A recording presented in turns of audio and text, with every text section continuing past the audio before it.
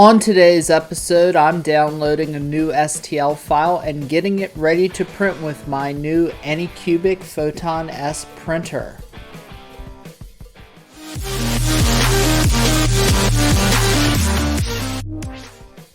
Hey guys, what's going on? Michael here. So today I thought I would show how I am currently editing my 3D files for my new 3D printer.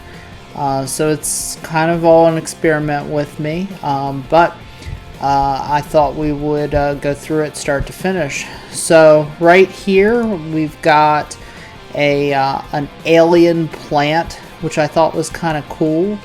So I'm going to download this, and we will go ahead and try and edit it and do the supports. So I'm on Thingiverse, of course, and all I'm basically doing is downloading an STL file, which are all free on Thingiverse. Thingiverse, if you're not familiar with it, is a great marketplace where you can not only download files that you can print yourself, but you can also have files printed for you. We can basically go through and download whatever we want. If you're really happy with somebody's work, it's always a nice thing to actually tip the designer.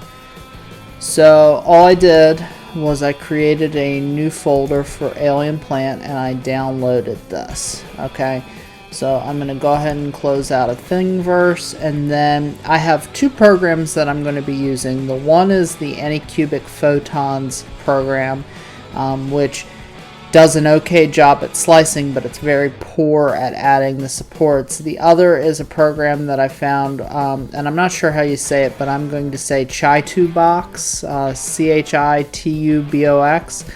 So this program is actually really excellent to work with. So when you go in, you have your 3D plane, and basically I have set this up for my Anycubic Photon S with the specific dimensions. You'll also be able to select the machine type, although if you use one of the preset default programs, this will fill in for you. We set in the resin, your print settings. Infill doesn't really matter on a resin printer, and that's pretty much set up.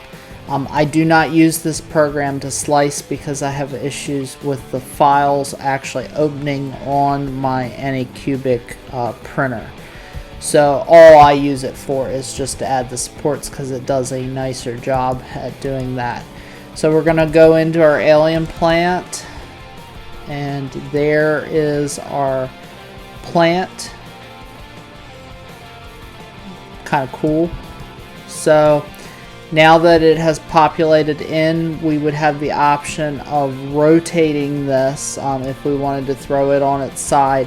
I don't. The only thing I'm going to do is just move it so it is not on the center of the platform, just because I print most stuff here, so I'm trying to use other sections of the platform. Now we'll go over to supports. So I have this set up so that it will automatically add that raft in, which is right there. And then after the raft is added in, we're going to use the auto support function, which is right here where it says all.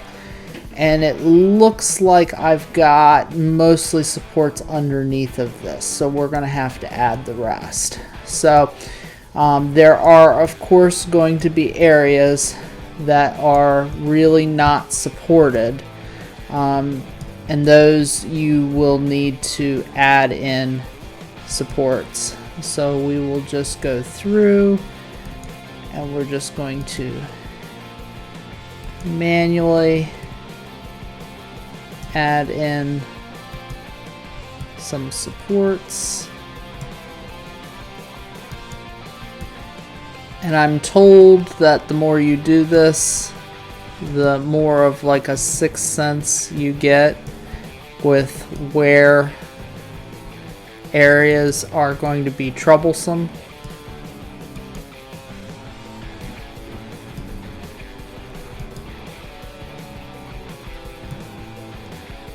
I just do my best with it, and I try to think like this section's going to be floating in midair and isn't going to be supported, so when it goes to print it's probably going to deform and fail.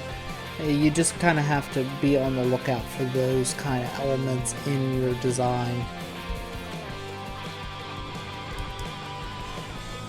That doesn't look like it's going to do us any good.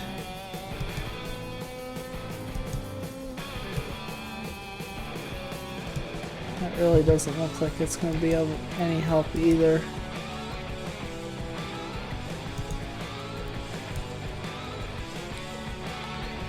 Oh, missed a cup.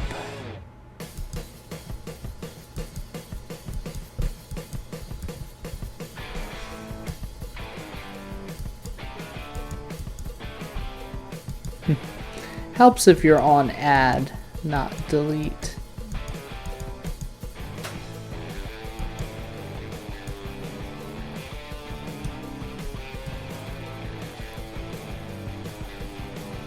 So that's pretty good, I think. I'm no expert. I guess I'll add one there. I'm no expert with this by any stretch of the imagination. I have not had the printer very long, but I try to basically just look for areas that would be free floating to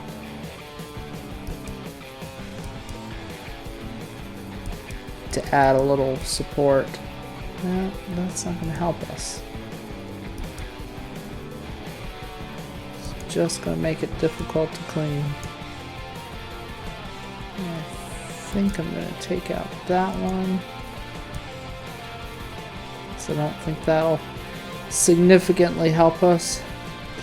And then the last thing that really I want to do is I want to rotate it, and I want to look at the bottom, and I want to check the bottom. So I can see I have some open spaces and I have some edges that are not really supported. Now, it doesn't have to be 100% covered, but I found that the model prints better if you make sure that like the edges are supported and that kind of thing. So I think that we are pretty good right now. So we're going to go ahead and save this. So I'm going to first save the project.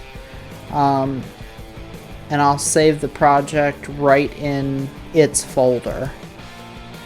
And now I'm going to save an STL file. So I'm going to flip over to my Anycubic folder, and we're going to retitle this. That's good enough. And we're going to save an STL file.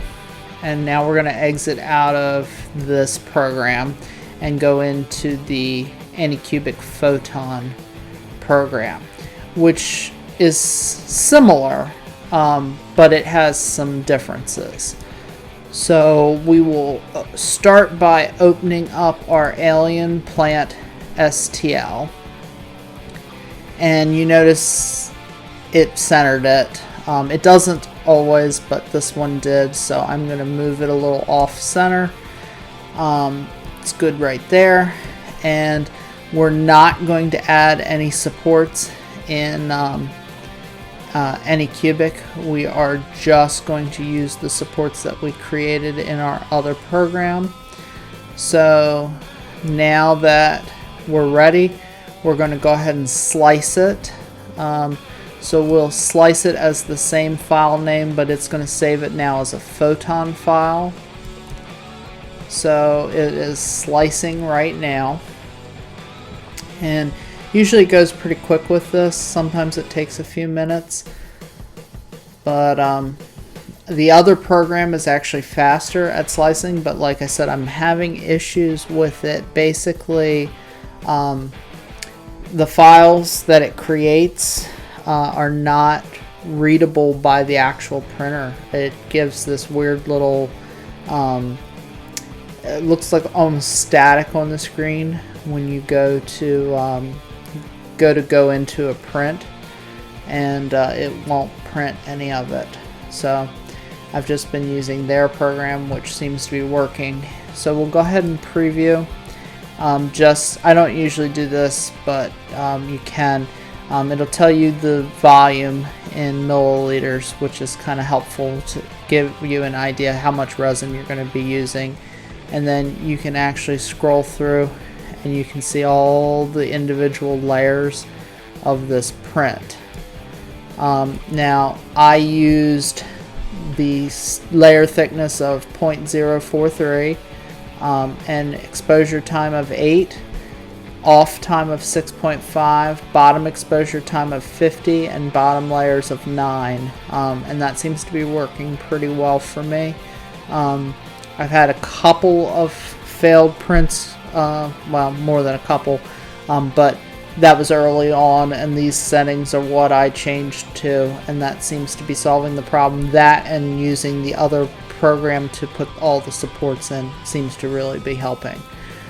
So now that we've exported the Photon file, we can go ahead and close out of that program, and essentially at this point we're ready to copy our new Photon file onto a USB drive, plug it into our printer, and start the print cycle.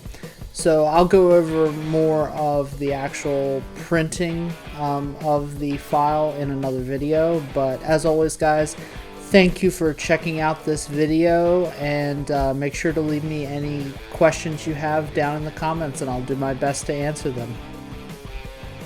Hey, if you like these videos and want to help me keep making them, make sure you hit the like and subscribe button.